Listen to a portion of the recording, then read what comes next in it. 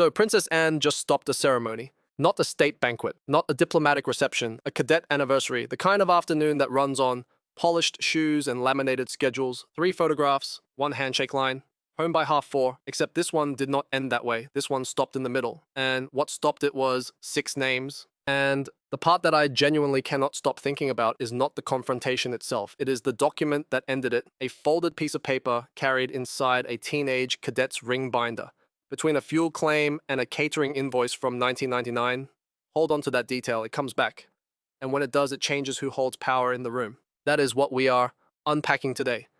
What happened inside that ceremony hall tells you something specific about what Anne will do when she finds the wrong names in the wrong column. If you are the kind of person who pays attention to how duty actually works behind the schedule, you are in the right place. If you are new here on Royal Motive, hit subscribe so you do not miss any updates on this story. Here is the detail I want you to hold. Anne arrives at the Air Training Corps 50th anniversary celebration on a Thursday afternoon. Overcast, light wind across the parade ground. The hall is a repurposed drill building with oak-paneled walls and fluorescent tubes above the staging area. About 160 people seated. Local dignitaries in the front row, cadets in the second and third rows, parents and volunteers behind them. Anne is patron of this corps. She has been patron for over 2 decades. She knows this building the way you know a room you have walked through 100 times. She knows which corridor squeaks. She knows which flight instructor still uses the same briefing cards from 1987. She knows every gold wing badge pinned in this hall was earned with years of unpaid Saturday mornings, standing on freezing airfields before dawn, teaching teenagers to fold a parachute, fixing a jammed winch cable in the rain, reading weather charts in a porta cabin with a broken heater. That badge is not decoration, it is a receipt. Anne picks up the anniversary program from the lectern table. She reads 6 names. She does not recognize any of them. The volunteer column, the column that should carry the names of the 6 longest-serving unpaid instructors, is blank. In its place sit 6 gold wing sponsor lines, 6 paid positions where decades of service should be. Anne sets the program down, face open, voice level. She tells the adjutant she will not present the first badge, not until someone produces the original service roll. That is the violation. That is where this starts. The man on the other side of this is Martin Hale, anniversary committee chairman for 15 years, board member for 9. His office at the Corps headquarters reportedly has a wall of framed photographs. Every anniversary he has chaired, arranged in chronological order behind his desk. A committee aide once described it as looking like a man building a monument to his own continuity. The desk itself is polished walnut, the kind of desk that says, I have been here longer than any of you. Hale is not a bystander in this story. He is the person who built the program Anne is holding, and he built it deliberately. Committee records show that Hale proposed a paid badge scheme 7 months before the anniversary. He presented the scheme at a committee meeting in the same building where the ceremony would later take place. The minutes are specific. Hale arrived with a printed briefing document, 3 pages, sponsor tiers, badge descriptions, and a revenue projection. The structure was simple. Each sponsor pays a fixed contribution of £4,000. Each receives a gold wing badge identical to the volunteer edition. Each receives a printed name in the anniversary program, and each gets a platform seat beside the royal guest. 6 sponsors, 6 badges, 6 positions that used to belong to men and women who served without payment for decades. Now look. A committee aide who attended that planning meeting described Hale's pitch as practical and businesslike. He reportedly said the Corps needed commercial partnerships to sustain future growth. He said the sponsor money would go directly to the youth grant. He said volunteer names could be listed in a separate acknowledgement section at the back of the program. He said nobody would be forgotten. They were not listed at the back. They were removed entirely. The acknowledgement section in the final program contains catering credits and venue hire. Not one volunteer name appears anywhere in the document. That is the gap between what Hale said and what Hale did. And it is a gap that opens the floor beneath him. Because Hale controlled the anniversary schedule, he controlled the guest seating, he controlled the program layout and the printing order, he decided who sat on the platform and who sat in the hall. But here's the thing, what he did not control was the ceremony itself. That power belonged to Anne. She presents the badges, she reads the names, she decides when the first gold wing gets pinned and when the last one does. Hale built the program and refused to perform it. That is not protocol, that is a power structure, and Hale walked straight into it without realizing it existed. Sources close to the event describe Hale as visibly stunned when Anne set the program down. He reportedly turned to the adjutant immediately. He said the program had been approved by the full committee. He said the sponsors were already seated in the second row. He said several of them had traveled considerable distances. He said a delay would cause embarrassment for the cause. He tapped the printed schedule twice and pointed at the timestamp. First presentation at 2:15. Anne did not argue. She did not raise her voice. She repeated her position. She would not present the first badge without the original roll. Here is the part that genuinely matters. 6 volunteers were erased from that roll. These were not retired patrons with engraved plaques on a lobby wall. These were not honorary donors who wrote a check and attended one dinner a year. These were men and women who gave real decades to this cause. One of them drove 40 minutes each way to the airfield every Saturday for 23 years. Another ran the winter equipment check alone after the second instructor retired and was never replaced. A third taught navigation to over 400 cadets across 3 decades and paid for the replacement compass sets out of her own pocket when the requisition budget was cut. Their names on the anniversary roll were the only recognition they would ever receive. No salary, no contract, no pension, no retirement dinner, just a name on a printed roll that said you were here, and it mattered. Martin Hale took those names off and he sold the spaces for £4,000 each, £24,000 total. That is the price of 6 lifetimes of unpaid service. And here is what makes this genuinely difficult to sit with. The volunteer badges that Hale replaced were not interchangeable tokens. Each one was engraved with a service date. Each one recorded the year the volunteer first walked onto that airfield and said yes without being asked a second time. When Hale removed those names and replaced them with sponsors, he did not just erase recognition, he erased evidence. Evidence that unpaid people had built the thing the paid people now wanted to stand beside. There is a human detail here that I want you to sit with. One of the erased volunteers was reportedly in the hall during the ceremony, seated in the 5th row. She had received an invitation to the anniversary but had not seen the program in advance. She came expecting to see her name on the roll. She had served for 27 years. She sat through the first 15 minutes without speaking. Sources describe her holding the program with both hands and reading the sponsor column twice before setting it on the seat beside her. She did not know her name had been removed until she opened the program in that chair. 27 years of service. And she found out sitting in the 5th row of a drill hall on a Thursday afternoon. Now here is where the confrontation changes shape. Because what happened next was not something Anne arranged. It was not something the committee planned. And it was not something Martin Hale could have seen coming. A cadet was seated near the back of the hall. 2 sources describe her as a teenager in her 3rd year with the Corps. She had helped compile the original service roll the previous year as part of a heritage documentation project. The project involved scanning historical records and cross-referencing enrollment dates with service logs. She was meticulous, and she still had a copy of the completed roll. Here is the thing, she had it folded inside a ring binder between a photocopied fuel claim and a catering invoice from the 25th anniversary dinner. She brought it to the ceremony because she wanted the volunteers to see their names in print one more time. She did not know they had been erased until she picked up the program in her seat. When Anne stopped the ceremony, this cadet stood up. She did not look at anyone for permission. She walked the full length of the hall. Sources describe approximately 45 seconds of total silence in the room. Nobody moved, nobody spoke. Her shoes were the only sound on the floor. She reached the lectern table. She placed the original service roll face down beside Martin Hale's sponsor contract. Then she stepped back. The room read 6 erased volunteer names beside 6 purchased sponsor positions, side by side, in the same font on the same table. Hold on to that image. A teenager placing a folded document beside a chairman's contract. No speech, no accusation, no confrontation, just 2 papers side by side in front of 160 people. And the comparison said everything the room needed to hear. One source described the moment as the quietest 30 seconds of the entire afternoon. Nobody looked at Hale, nobody looked at Anne. Every person in that room looked at the 2 documents on the table. The original roll with its handwritten service dates, the sponsor contract with its printed payment schedule. 2 versions of the same institution, one built on service, one built on money, sitting side by side on a lectern table in a drill hall that smelled of floor polish and old timber. But the detail that matters is what Hale did next. He reportedly attempted to reassert control immediately. He told the adjutant the original roll was a working draft from the Heritage Project.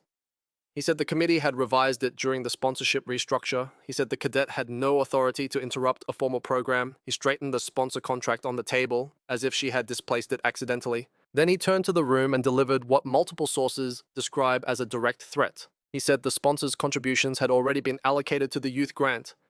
He said rejecting these sponsor positions would collapse the event financially, and he said reportedly looking directly at the front row where 14 cadets were seated, that the entire youth grant would go with it. That is not a casual warning. That is a calculated move. Hale was not threatening Anne personally. He was threatening the cadets. He was saying, if you do this, these teenagers pay the price.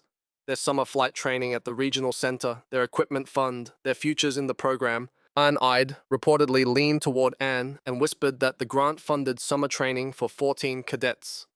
Two of them were applying for RAF scholarships the following year. The implication was clear. Stand down or those 14 young people lose their summer. Stand down or two scholarship applications collapse. Anne did not stand down. And this is where it changes.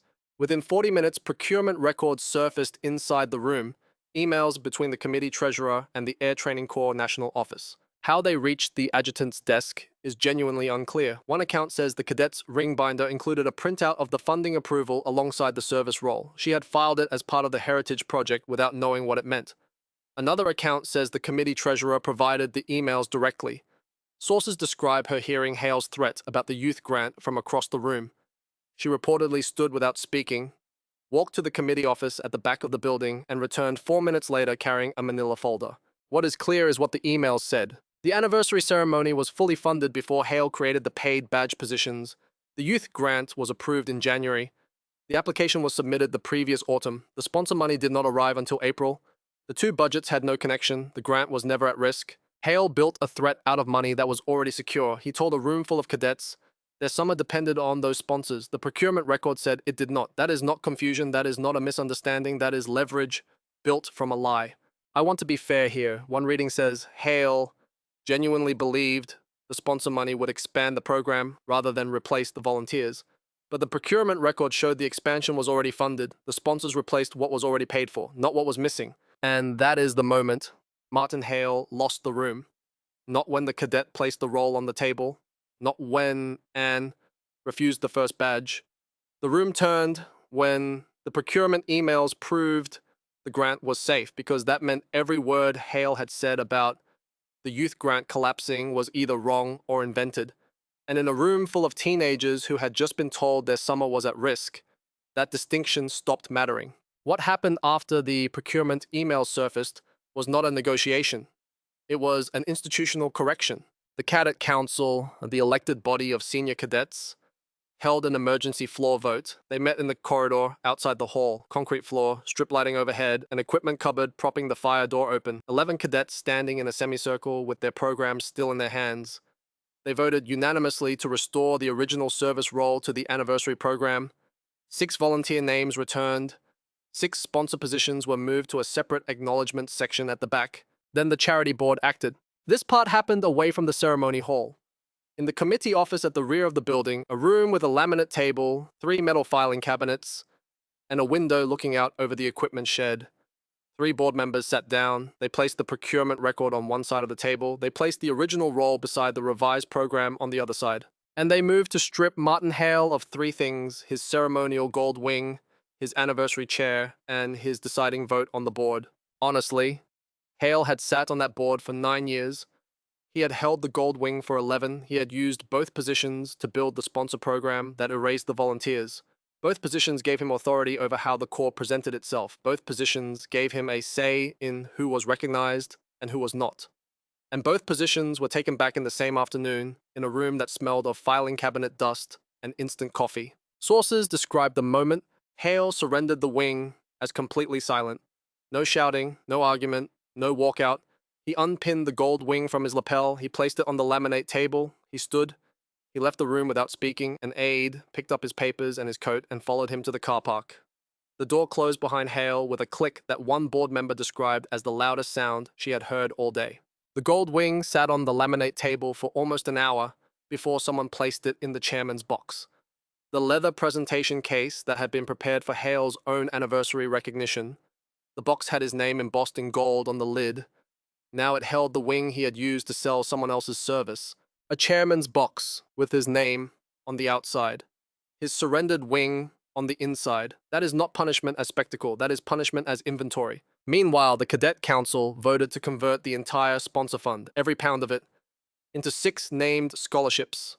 Each scholarship carries the name of one of the 6 erased volunteers. Each is awarded annually to the cadet who completes the most unpaid service hours in the preceding 12 months. The fund that was built to buy platform positions now funds the kind of service Hale tried to sell. That is not irony, that is consequence designed to teach. And here is what most coverage missed entirely. The 6 sponsors were contacted individually after the ceremony. Each was offered a full refund. Sources say 4 of the 6 declined and asked for their contributions to be redirected to the scholarship fund instead. They had come to support a cadet program. They had not come to erase volunteer names. 2 of them reportedly said they had no idea the positions they purchased had displaced anyone. Hale had told them the sponsor tier was new. He had not told them it was built on someone else's place. Now here is the expectation reversal. Most people would assume this stops at the ceremony, an embarrassment, a committee reshuffle, a quiet correction filed somewhere, and forgotten by the next quarter. But what Anne reportedly said to the adjutant after the board decision tells you something deeper. Sources describe her words as brief and specific. She said the original roll should stay visible, permanently, not filed in a cabinet, not archived in a binder, not tucked behind glass in a display case nobody opens. Visible, pinned to the wall, where every person walking into that building would see it first. That is not anger, that is architecture. Anne was not punishing Martin Hale. She was rebuilding the room so that the punishment could not be undone by the next chairman who decided service was something you could sell. And there is a further detail that sources describe as Anne's most deliberate instruction of the afternoon. She reportedly asked the adjutant to ensure that every future anniversary program would carry the same format as the original roll. Names listed by service date, no sponsor tier, no paid positions, no gold wing badges for anyone who had not earned them through unpaid service. The program itself would be the firewall, not a person, not a policy document that could be quietly revised in a committee meeting. The program, Anne was not just correcting a mistake, she was closing the door that Hale had opened. The shareable moment, the image that will travel, is that third-year cadet walking to the front of the hall with a folded document in her hands. She did not rehearse it. She did not clear it with anyone. She did not know what would happen when she placed it on the table. She stood up because she knew those names belonged on that roll. She placed the original roll beside the contract. She stepped back, and she let the room decide. But the moment that sits with me is different. It is the 6 scholarship cards. Sources describe them as plain white cards, printed with the volunteer's name in black, handed to 6 cadets at the close of the restored ceremony. No gold lettering, no sponsor branding, no embossed logos, just a name, a service record, and a scholarship amount. Martin Hale stood below the platform as those cards were handed out. Not on it, below it. He had no wing, he had no vote, he had no chair, and the names he had erased were being read aloud by the cadets he once claimed to serve. The volunteer from the 5th row, the woman who had served 27 years and opened the program expecting to see her name, reportedly watched from her seat as a cadet read her name from the restored roll. Sources describe her pressing both hands flat on the program in her lap. She did not clap, she did not stand, she just sat very still and let the sound of her own name fill the room for the first time in the ceremony. The original roll is now pinned to the wall of the committee room, in the space where the sponsor program